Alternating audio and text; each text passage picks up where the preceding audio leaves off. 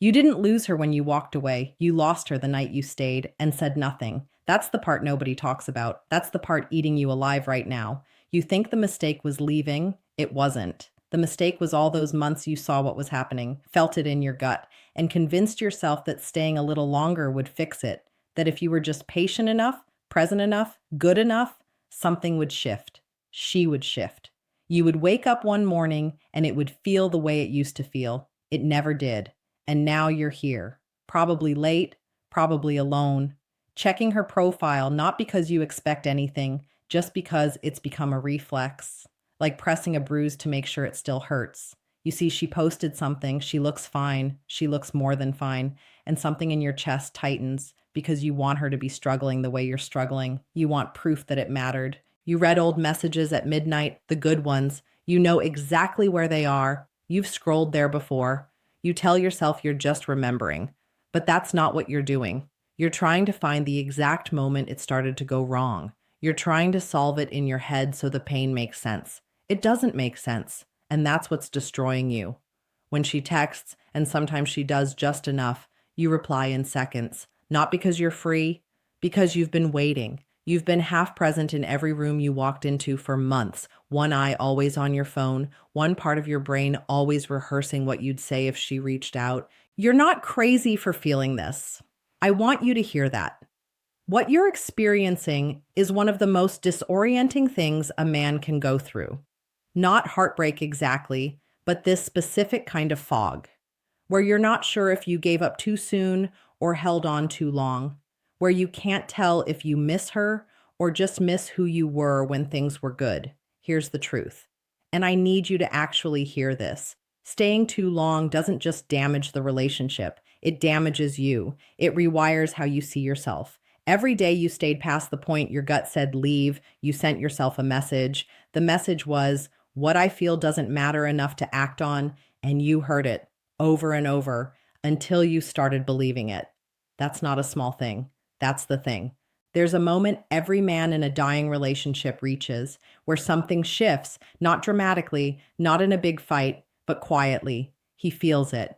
She pulls back slightly. The warmth cools by 1 degree. He notices. He doesn't say anything. He tells himself he's being paranoid. He tries harder. He becomes more available, more agreeable, more careful not to do the thing that might cause distance. And in doing all of that, in contorting himself to close a gap she's creating on purpose, he becomes someone she can no longer respect. Not because he's weak, because he stopped listening to himself. You felt it happening, didn't you? There were moments, quiet moments, where you knew, where something inside you said, this isn't right, and you overrode it. You told yourself to be patient, to communicate better, to give it time. Noble things, real things. But sometimes those noble things are just fear wearing a better outfit. And if you ignore what this is telling you right now, that instinct, that voice you've been muting, you're going to end up in this same place again. Not maybe, definitely, because the pattern doesn't break on its own. You have to be the one to break it. Here's what nobody said to you, but you felt it. There is a version of staying that is love, and there is a version of staying that is avoidance. They look identical from the outside. They feel completely different on the inside. Real love stays because it chooses to. Avoidance stays because it's terrified to leave.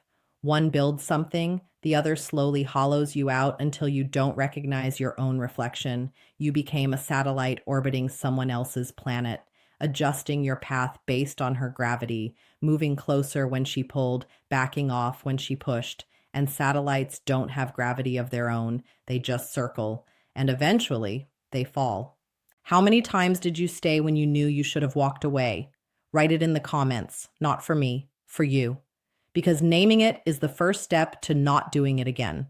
Here's something most men get completely wrong about this. They think leaving means giving up. They think the man who fights for a relationship, who stays, who tries, who refuses to quit, is the strong one. And sometimes he is. But sometimes the strongest thing you can do is recognize when your presence has become the problem. When your staying has communicated to her that there are no consequences for her pulling away, that no matter what she does, you'll be there. There's a brutal truth underneath all of this. Men don't lose women in the big moments. They lose them in the small ones.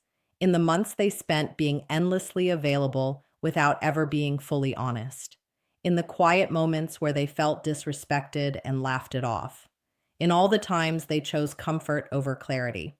The relationship didn't end when it ended in 100 small moments before that. You just didn't have a name for what was happening yet. Now, for what I'm about to tell you, and this is the part nobody has actually said to you before. You need to hear it clearly. But first, understand something. The pain you're in right now is not because you lost her. It's because you lost yourself somewhere in the middle of trying to keep her. And that's a different problem. That requires a different solution. The loss of the relationship, that's grief. Grief moves. Grief has a shape, a beginning, an end. But losing yourself, that stays quiet. That follows you. You'll take it into the next relationship and do the same thing. Be a little too available, silence that voice a little too fast, stay a little too long, unless you address it now. Here's what you realize when you sit with this honestly.